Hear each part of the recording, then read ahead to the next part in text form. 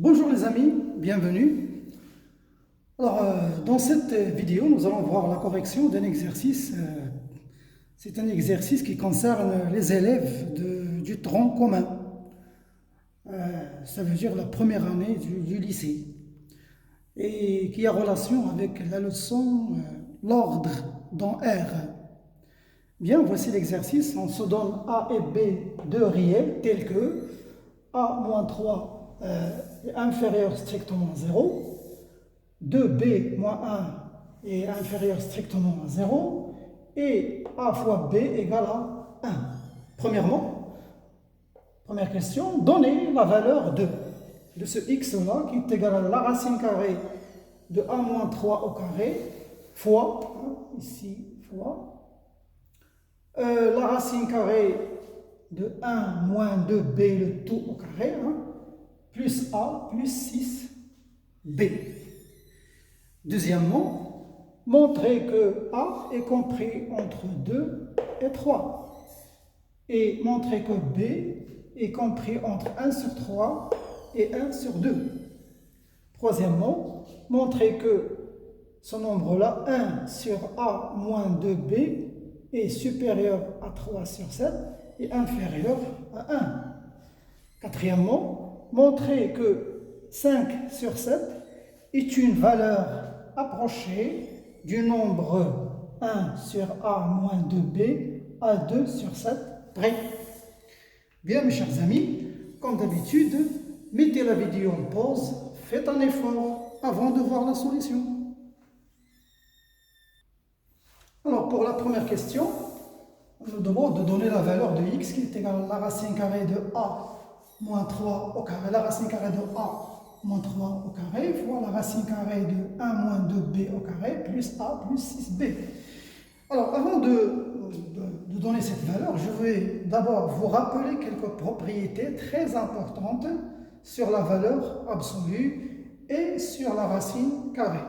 Tout d'abord, la valeur absolue par exemple d'un nombre a. Combien il vaut? Eh bien, il peut prendre deux valeurs. Soit, si je relève ces barres de la valeur absolue, soit il nous donne moins A si le A est négatif. Alors, si ce nombre-là est négatif, lorsque vous enlevez les barres, il faut ajouter un moins. Ici, ce A est positif, donc ça va donner A. Donc, je relève les barres, mais je ne change pas. Je garde le A tel qu'il est. Si A est positif. Autrement dit, je vais vous l'expliquer d'une manière très simple. Vous avez une valeur absolue. Une valeur absolue d'un nombre. Ce nombre peut être n'importe quoi. Si ce nombre négatif, on sait que ce nombre est négatif, si je relève les barres, qu'est-ce que je vais faire? Eh bien, je dois ajouter moins. Bien sûr, si vous avez une valeur absolue comme ça, et vous avez ce nombre-là, on sait qu'il est positif. Alors, si je relève les barres, je ne fais rien. S'il est négatif, je relève les barres et j'ajoute moins x, moins a. Donc, je vous donne un exemple. Si vous avez par exemple x moins 5. Si je vous dis par exemple, dans un exercice, que x est inférieur à 5. Alors comment tu vas écrire cette valeur absolue? Si tu relèves les barres, de la valeur absolue, est-ce que tu vas ajouter moins ou bien tu vas laisser x moins 5 tel qu'elle est? Eh bien regardez ici, x est inférieur à 5, ça veut dire que le x moins 5, je fais passer le 5 de l'autre côté, est inférieur à 0. Ça veut dire que ce x moins 5 est négatif. Donc regardez, ce qui se trouve à l'intérieur de la valeur absolue est négatif. Donc, si je relève maintenant les barres de la valeur absolue, qu'est-ce que je vais faire? Je dois ajouter un moins. Mais attention, parfois j'ai fait les parenthèses parce qu'il y a ici deux termes. Donc si j'ajoute moins, ça va donner moins x plus 5. Le moins ici va changer ici. Donc regardez, la valeur absolue de x moins 5, c'était moins x plus 5. Un autre exemple, si je vous dis par exemple que y moins 2 est un nombre positif, et je vous donne la valeur absolue de y moins 2. Alors, comment est ce y moins 2? Regardez, il est dans la valeur absolue. Ce y moins 2 est positif. Donc, si je relève les barres, je ne vais rien changer, je ne vais rien ajouter. Voilà, c'est comme ça que ça fonctionne, la valeur absolue. Bien, maintenant, parlons de la racine carrée. On sait que la racine carrée d'un nombre a au carré, regardez ici, le carré ici, c'est l'exposant de a. Donc, dans ce cas, lorsque vous allez relever la racine carrée, vous devez mettre la valeur absolue de a, et non pas a. Attention, vous faites... Regardez, maintenant, si la racine carrée, maintenant a, elle est à l'intérieur de la racine carrée, mais l'exposant, il est sur la racine, ça veut dire il contrôle la racine carrée. C'est un exposant de la racine et non pas de a. Dans ce cas, vous dites tout simplement ça vaut a. Mais attention, lorsque le carré est à l'intérieur de la racine carrée, vous devez d'abord mettre la valeur absolue. Ensuite, attendre à savoir est-ce que si par exemple ce a est négatif, si le a est négatif, qu'est-ce que je vais mettre ici? Je dois relever les barres et ajouter un moins. Ça veut dire que ça va donner moins a. Dans le cas contraire, ça veut dire toujours, lorsque vous avez le carré à l'intérieur de la racine carrée, vous devez d'abord mettre la valeur absolue. Si par exemple ce a est positif, alors vous relevez les barres, vous dites tout simplement ça vaut a. Voilà. Alors avec ces deux propriétés, on va calculer la valeur de x. Bien. J'espère que c'était clair. Si vous avez encore des problèmes, posez-les dans les commentaires. Bien, alors regardons ici, notre x égale, voilà le a, un nombre qui est au carré, mais qui est à l'intérieur de la racine carrée. Donc, qu'est-ce que je vais dire? Que ça vaut la valeur absolue de a moins 3. Voilà, fois. Maintenant, vous avez 1 moins 2b au carré, qui est à l'intérieur de la racine carrée. La même chose, je vais dire 1 moins 2b, valeur absolue, plus a plus 6b. Bien, maintenant, je vais relever les barres. Mais attention, je dois d'abord savoir, est-ce que ce a moins 3, est-ce qu'il est positif ou est-ce qu'il est négatif? Regardez là, dans les données, qu'est-ce qu'on a dit? A moins 3, il est inférieur à 0, ça veut dire qu'il est négatif. Donc, si je relève les barres, je dois ajouter un moins. Mais attention, il faut mettre, parce que de terme, il faut mettre des parenthèses. Ça veut dire c'est A moins 1, A moins 3.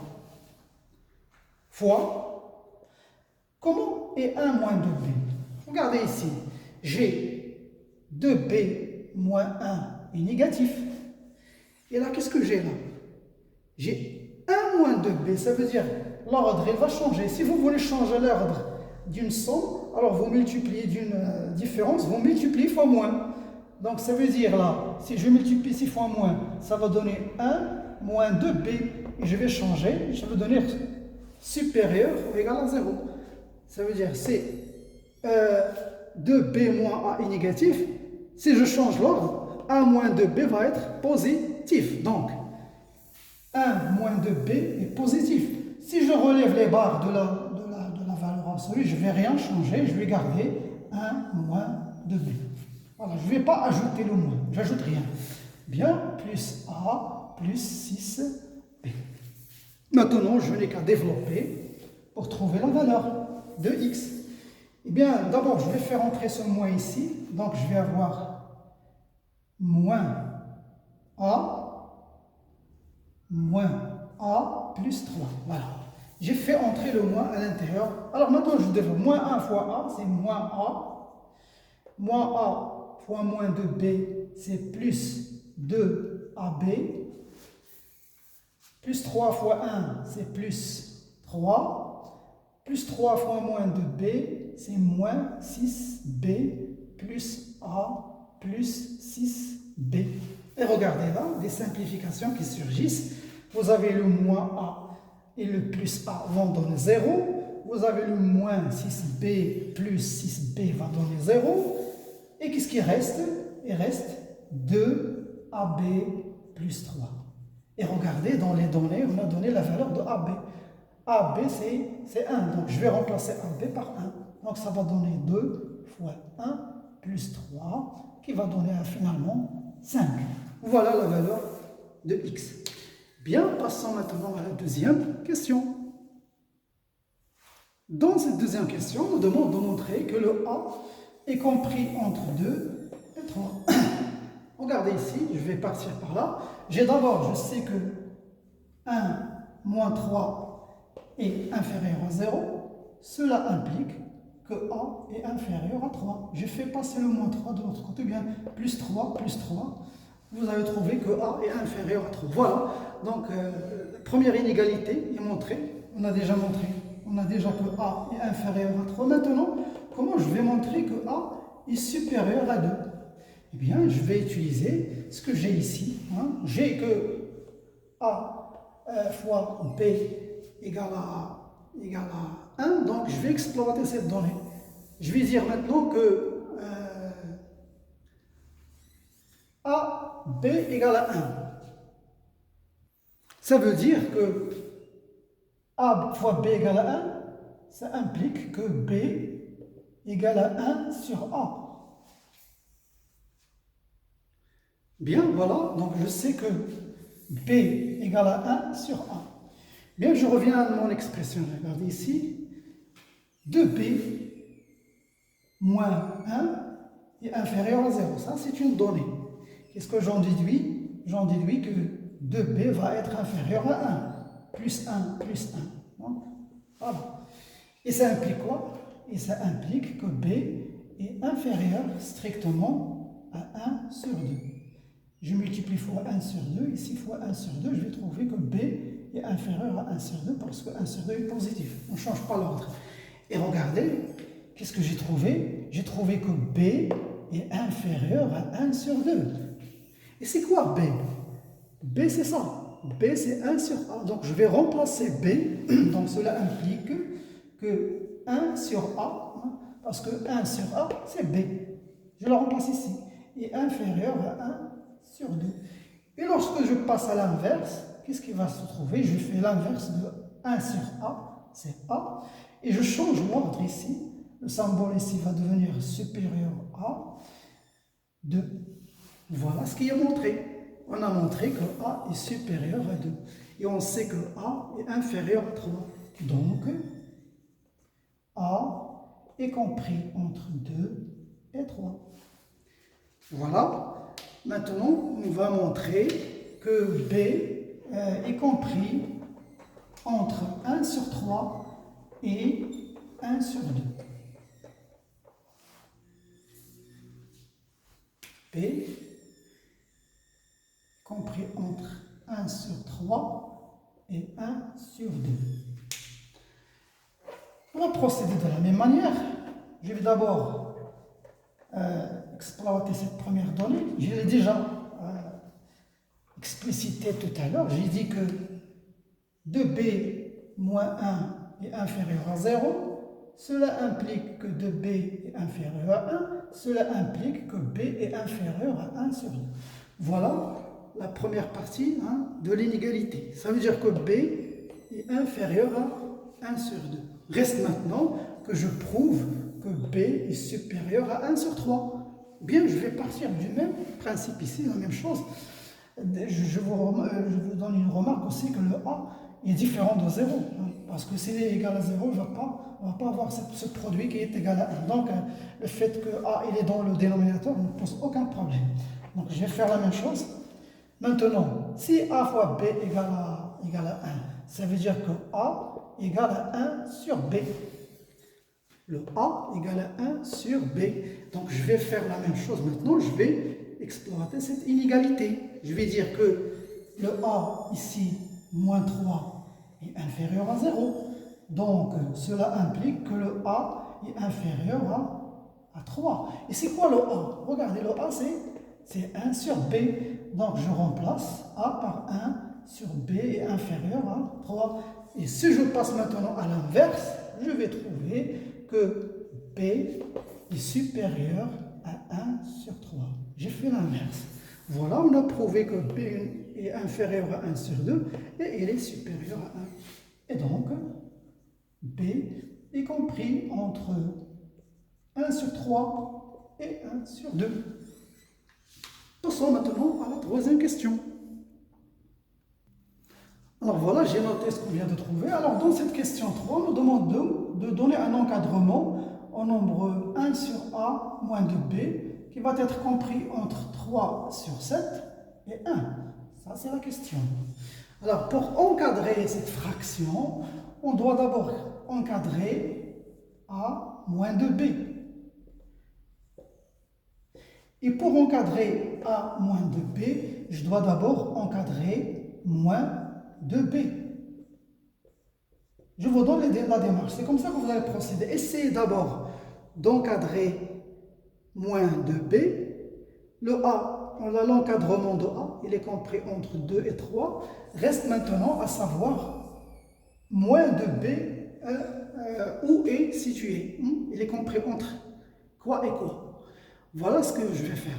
Donc je vais partir d'abord du fait que j'ai le B ici qui est compris entre 1 sur 3 et 1 sur 2. Je vais multiplier fois 2, fois 2, fois 2. Le 2 est positif, donc 2 fois 1 sur 3 est inférieur à 2 fois B est inférieur à 2 fois 1 sur 2. Ce qui va nous donner que 2B est compris entre 2 sur 3 et 1. 2 fois 1 sur 2, c'est 1. Maintenant, je dois encadrer moins de B. Donc, je dois multiplier ces fois moins 1, fois moins 1, fois moins 1. Et si je multiplie fois moins, ça veut dire que je dois changer l'ordre des inégalités. Donc, je vais avoir ici moins 1, et là, je vais avoir moins 2 sur 3. Bien, maintenant, je vais faire la somme de A plus moins de B. Ça veut dire A moins de B. C'est une somme A plus moins de B. Donc, je vais sommer les bornes. 2 plus moins 1, c'est 2 moins 1.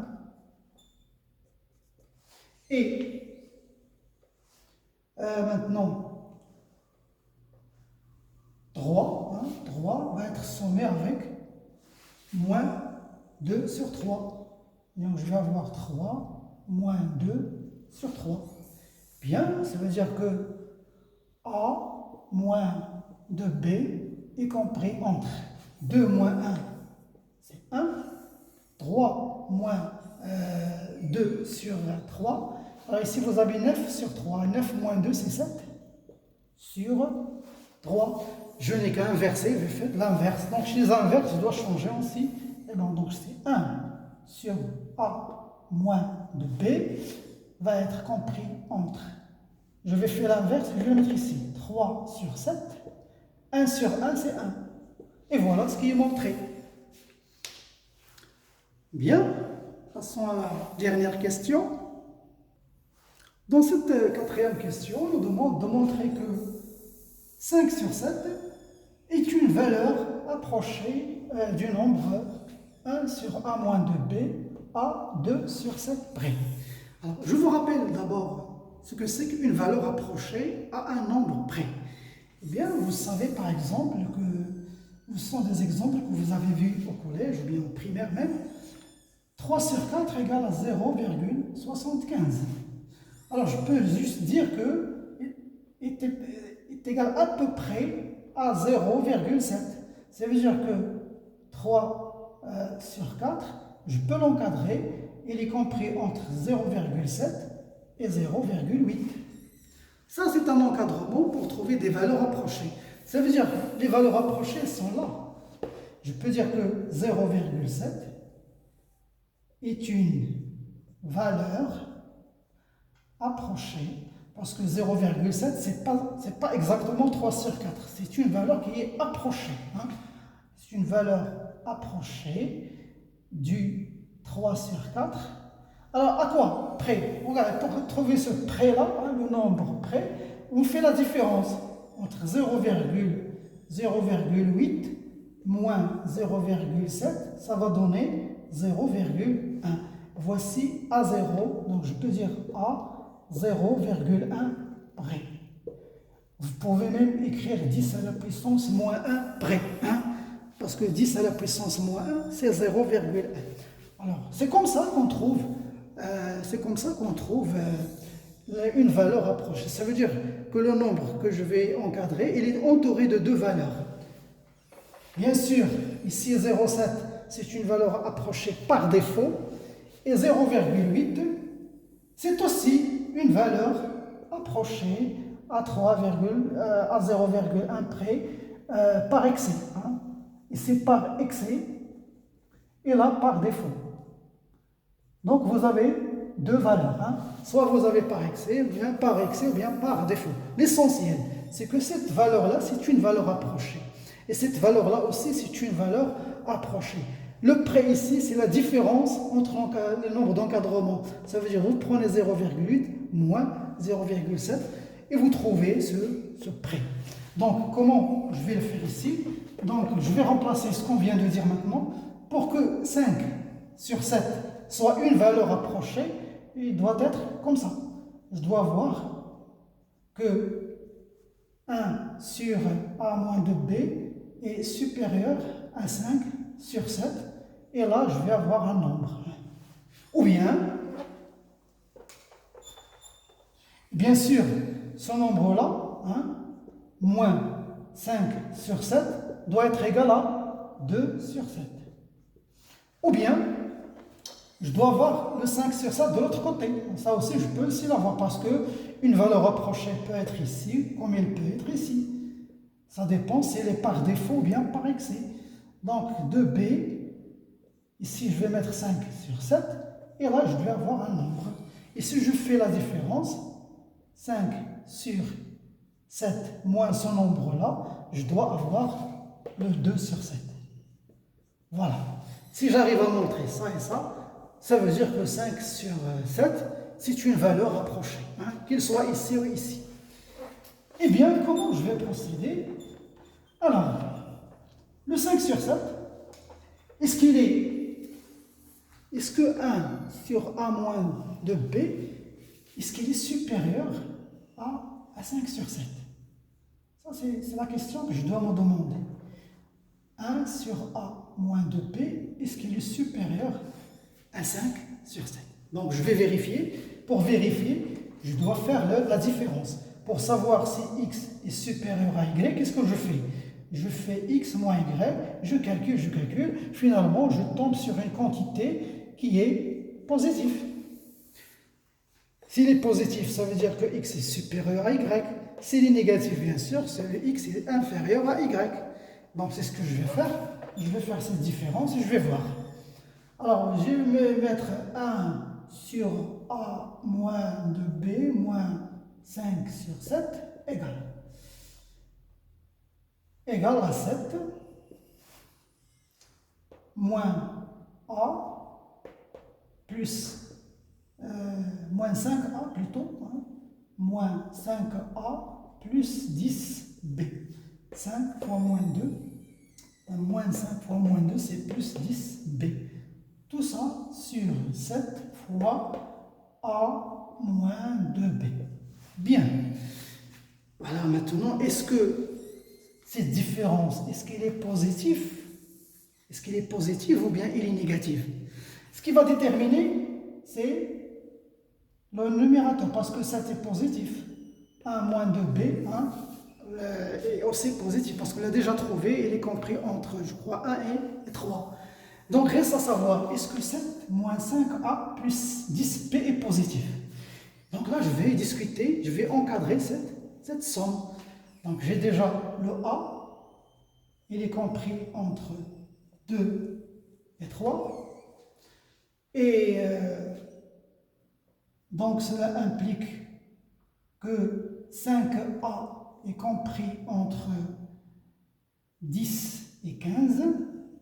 Ça veut dire que moins 5a est compris entre moins 15 et moins 10. Voilà l'encadrement de moins 5b. Je vais encadrer 10b.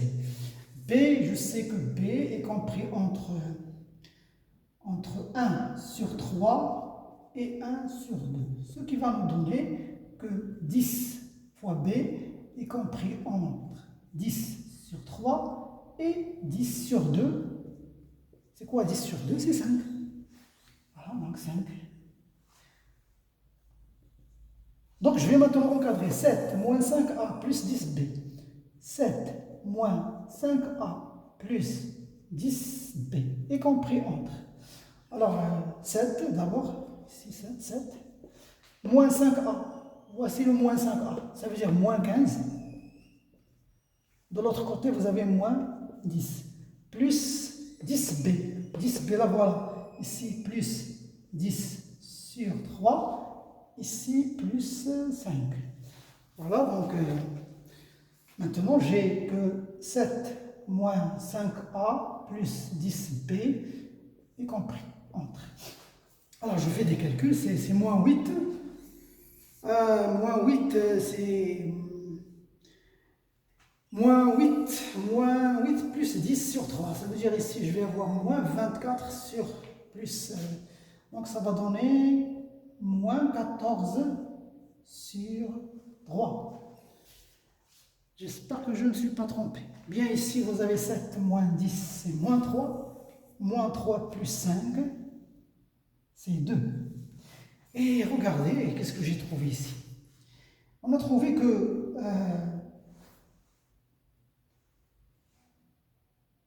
le 7 moins 5a plus 10b peut être positif ou bien négatif. Parce que regardez que ce qu'on a trouvé, il est compris entre, voici le 0. Hein. Ici, vous avez moins 14 sur 3. Et là, vous avez 2. Ça veut dire qu'il peut prendre des valeurs négatives ici, comme il peut prendre des valeurs positives. Donc, je vais discuter les cas. S'il est négatif, ça veut dire s'il est compris entre 14, moins 14 sur 3 et 0. Si 7 moins 5a plus 10b il se trouve ici, ça veut dire qu'il est négatif. Et s'il est négatif, ça veut dire que 1 sur 1 moins 2b est inférieur à 5 sur 7. Parce que ça, c'est négatif. Ici, ce nombre-là se trouve ici. Ça veut dire qu'il est positif. Ça veut dire que tout ça est positif. Ça veut dire que 1 sur 1 moins 2b est supérieur à 5 sur 7. Donc c'est ce que je vais faire. Je vais mettre un peu d'espace. Alors dans le premier cas, si 7 moins 5a plus 10b est inférieur à 0 et supérieur à moins 14 sur 3. Ça veut dire qu'elle est ici. Moins 14 sur 3. Ça veut dire qu'il est négatif. Cela implique que ce nombre-là est négatif. Ça veut dire si ce nombre-là est négatif, on a déjà calculé x moins y, il est négatif. Ça veut dire que x est inférieur à y. X moins y. Ça veut dire que 1 sur 1a moins 2b est inférieur à... Voilà. Donc je vais dire que cela implique que 1 sur 1 sur a moins 2b est inférieur à 5 sur 7. Bien. Regardez, qu'est-ce qu'on a trouvé dans la première question? La question 3. Qu'est-ce qu'on a montré dans la question 3? On a montré dans la question 3 que 1 sur a moins 2b est compris entre 1 et 5 et 3 sur 7. C'est ce qu'on a montré dans la question précédente. Et qu'est-ce qu'on a trouvé maintenant? On a trouvé que 1 sur A moins 2B est inférieur à 5 sur 7. Ça veut dire que tout à l'heure, voici le 3 sur 7. Et voici 5 sur 7. Et voici 1. Parce que 5 sur 7 est inférieur à 1. On a trouvé que ce nombre-là, il était ici, entre 3 sur 7 et 1. Et maintenant, qu'est-ce qu'on a trouvé? On a trouvé qu'il est inférieur, il est inférieur à 5 sur 7. Ça veut dire qu'il se trouve entre 3 sur 7 et 5 sur 7. Donc je peux changer maintenant ce 1, je le remplace par 5 sur 7. Et voilà maintenant.